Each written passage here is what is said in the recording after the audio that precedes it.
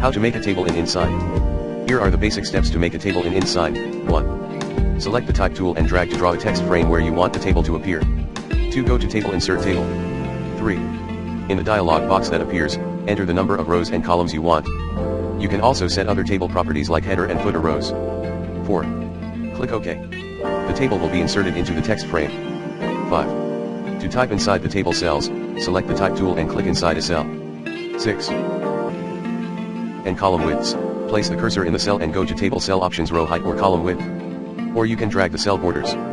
7. For styling, select the cells you want to format, go to the table menu and choose options like aligning text, adding borders, shading cells, etc.